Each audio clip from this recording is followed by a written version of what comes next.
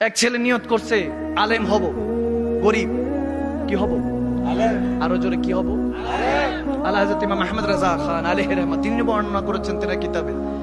আমি আর দুই একটা হাদিস পড়বো, বেশি তাফসিরে যাব না, কষ্ট দিব না, আপনাদের কষ্ট হচ্ছে।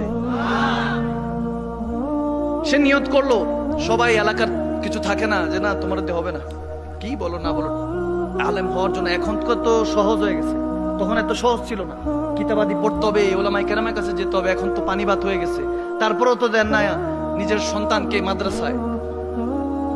আল্লাহ আমাদেরকে হেদায়েত দান করুক, আমিন বলেন।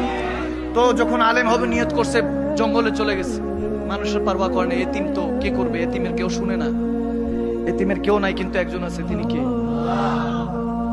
আমার নবী বলতেছে যদি এতিম হয় টেনশন করিস না, আমি তোর অভিভাবক।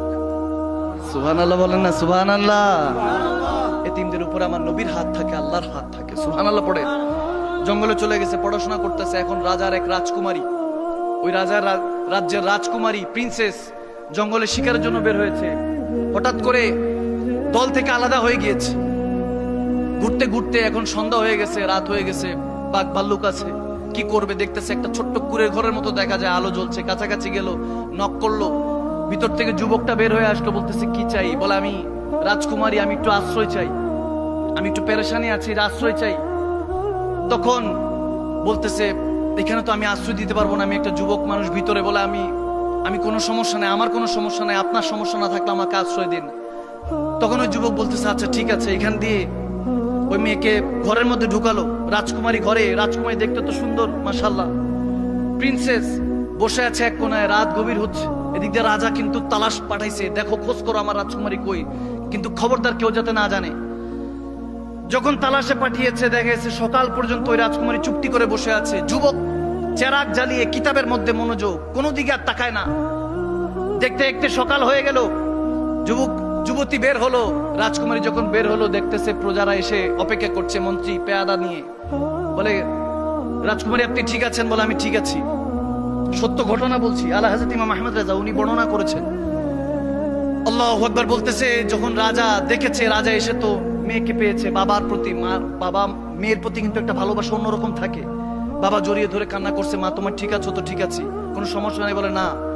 বলে সমস্যা হোক বা না হোক, এই প্রজারা তো দেখে ফেলছে, এই যুবককে তো রাখা যাবে না, তুমি তো সারা রাত এখানে ছিলা, এটা তো তোমার চরিত্রের উপর, ক্যারেক্টার উপরে দাগ পড়ে যাবে, যুবককে রাখা যাবে না। বলতেছে না বাবা, সে কোনো ক্ষতি করে নাই, আমার অনেকবার অসহায় এসেছে, আমার অনেকবার মনে হয়েছে খারাপ কিছু করার, কিন্তু সে কিতাবের মধ্যে, খেয়ালের মধ্যে ছিল, ডুবেছিল। যখন এরকম হলো, বলে না তাকে রাখা যাবে না, তাকে নেওয়া হলো, ফাঁসির রায় করে দেওয়া হয়েছে। এখন ফাঁসির আগে একটা ইচ্ছা পূরণ করা হয়, মৃত্যুর আগে যেমন মানুষকে জিজ্ঞেস করে আপনার শেষ ইচ্ছা কি, ওই যুবককেও জিজ্ঞেস করা হলো শেষ ইচ্ছা কি? বলে শেষ ইচ্ছা হলো আমি 2 রাকাত আল্লাহর দরবারে শুকরিয়া আদায় করতে চাই যে শেষ মুহূর্ত পর্যন্ত আমার আল্লাহ আমার ঈমান হেফাজত করেছে। আল্লাহু আকবার।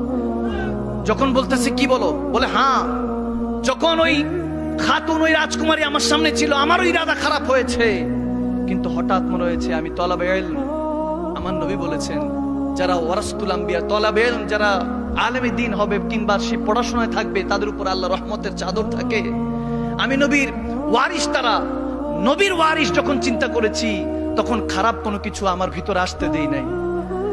আমার নবীর ইজ্জতের উপর আঙ্গুল উঠবে এই চিন্তা করে যখন এই কথা বলেছে, তখন যারা তহমত দিত, ওই যুবক যখন আলেম হতে চেয়েছে, সবাই বলতেছে না আলেম হতে পারবে না, তোমাকে দিয়ে কিছু হবে না, তোমাকে দিয়ে কিছু হবে না। দেখবেন সমাজে বড় হতে গেলে নিচ থেকে ধরে থাকে, টান্দায় ধরে থাকে, বড় হইতে দেয় না, এরকম সমাজে কিছু থাকে, এরকম কিছু থাকে। তারা যখন এরকম টান দিয়ে ধরে রাখতো, সে তো জঙ্গলে চলে গেছে। যখন ফাঁসির রায় হয়ে গেল, সে বলতেছে আমি আল্লাহর উপর তাওয়াক্কুল করেছি, দয়াল নবীর ইজ্জত আবরুরের দিকে খেয়াল রেখেছি।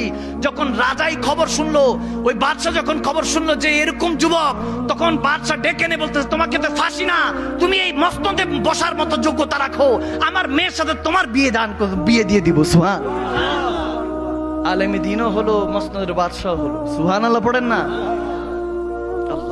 মোরাল অফ দ্য স্টোরি, এটা থেকে কি শিক্ষা পায়? দ্বীনের পথে চলেন, দুনিয়াও আপনার হবে, আখিরাতও আপনার হবে। আল্লাহ আমাদেরকে কবুল করুক, আমিন বলেন।